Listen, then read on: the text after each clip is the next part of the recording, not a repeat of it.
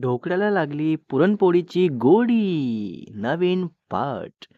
निवीत Eva. Part आहे 4.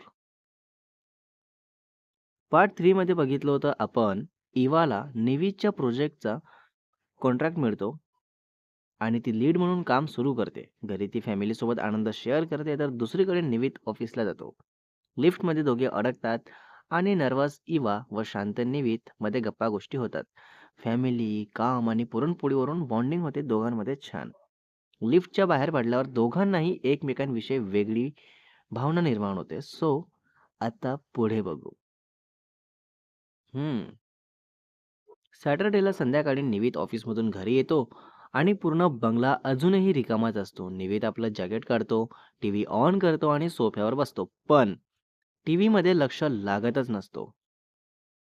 डोक्यात विचार येत असतात कबीरचं ते बोलणं, लिफ्टमधलं इवासोबतचं बोलणं आणि इवासमोर एकाएकी हसून देणं. निवीत विचार करतं की कितीतरी दिवस झाले असतील मी हसलो नव्हतो, पण आज एका अनोळखी मुलीमुळे हसलो. येस. सो मग काही वेळाने निवीत फ्रीज उघडतो आणि जेवण असं ते गरम करून घेतो आणि जेवायला बसतो. एकटाच असल्यामुळे खूप एकटं एकटं वाटत असतं, तर मनात बोलतो, घर आज છે पण घर जेवून નથી लागतो. घर हेच आहे पण घरासारखं वाटत नाहीये. आणि मग अर्धवट जेवण करून तसाच रूममध्ये निघून जातो. आणि याच वेळेत मेन संध्याकाळचे 7 वाजले होते. तर दुसरीकडे अधिकारी कुटुंबात इवा ऑफिसवरून घरी आली होती नुकतीच, तर आत येताच तिला उकडीचे मोदक आणि तिखट मिरचीची भाजी यांचा सुगंध आला. तर इवा खुश होत किचनमध्ये जात बोलते, मम्मा, आज पण इतकं भारी केलंय. तर इवाची मम्मा स्नेहल बोलत, अरे तू आलीस, बस हात पाय धुवून घे आणि ये, जेवण तयार आहे. तर अयांश हॉलमध्ये बसला होता स्टडी करत. तर इवा जाऊन त्याच्याजवळ बसत बोलते, काय रे, स्टडी सुरू आहे? तर अयांश बोलतो, हो ताई, उद्या असाइनमेंट सबमिट करायचं आहे. तू ये ना, मला मदत कर ना थोडी. हम्म तर इवा बोलते, हां, जेवण झालं की बघू.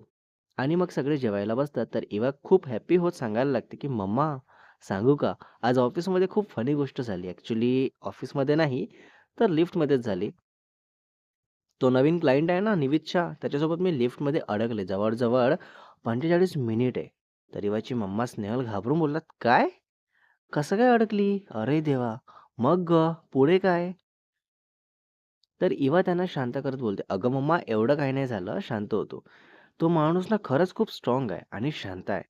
मला तर पॅनिक अटॅक यायची वेळ आली होती आणि तो एकदम काम बसला होता. आणि सांगू का, तो हसला गं अचानक." तर इवाचे पप्पा राजकुमार बोलतात, "मग त्यात काय?" तर इवा बोलते, "पप्पा, तुम्हाला माहिती नाही. तो माणूस ना स्टोन आहे, स्टोन. तो कधी एक्सप्रेशन दाखवत नाही, पण तो हसला तेव्हा छान वाटला." तर स्नेहल हळूच हसल्या, पण काही बोलल्या नाही. ओहो! इवा एकदम मस्त खुश आहे. आणि मग मंडेची सकाळ झाली. इवा तयार होत असते तेव्हा स्नेहल हाक मारतात, "इवा, थांब जरा." तर इवा किचनमध्ये जाते. "काय झालं मम्मा?" विचारत. तर स्नेहल एक डब्बा देत बोलतात, "हे घे, तुझ्यासाठी डब्बा केलाय. आज ऑफिसमध्ये खाशील." तर इवा बोलते, "अगं मम्मा, मला ऑफिसमध्ये जेवायला वेळ नसतो. तुला माहिती आहे ना." तर स्नेहल बोलतात, "जेवायला वेळ नाही म्हणजे काय? जेवण केलंच पाहिजे. आणि आज पुरणपोळी उरली होती ना, ती पण दिली आहे त्यात. ओके? सो फिनिश करायचं." तर पुरणपोळी ऐकताच इवा खूप खुश होत डब्बा घेते आणि मस्त आपल्या मम्माचा गाल ओढत बोलते, "you are my best mamma." आणि मग इवा तसंच ऑफिसला जायला निघते. आणि आज इवा जाणार असते डायरेक्ट निवितच्या ऑफिसमध्ये प्रोजेक्ट किक ऑफ मीटिंगसाठी. नवी मुंबईला जाताना इवाला थोडी नर्वसनेस जाणवली, कारण निवित फार काही बोलत नाही आणि मी बडबड करणारी. पण शेवटी इवा मनात ठरवते, आता रेग्युलर काम करायचं आहे, सो मी तर माझ्याच स्वभावानुसार राहणार, एकदम ओपन, फ्रेंडली आणि कॉन्फिडंट. येस. खरंय. आणि मग इवा पोचते निवितच्या ऑफिसमध्ये रिसेप्शनवर आणि मग ती रिसेप्शनिस्ट दुसऱ्या स्टाफला सांगते, मॅमला कॉन्फरन्स रूममध्ये घेऊन जा. तर इवा तिथे जाताच निवित तिथे बसून दिसतो डॉक्युमेंट्स बघत. तर इवा आत येत बोलते, गुड मॉर्निंग मिस्टर शाह. तर निवित वर बघत बोलतो, गुड मॉर्निंग, सीट. इवा बसते आणि लॅपटॉप ओपन करते आणि आपले डॉक्युमेंट्स रेडी करते. मीटिंग सुरू होईल आता. तर निवितने डायरेक्ट विचारलं, सो प्रोजेक्टची टाइमलाईन बघूया.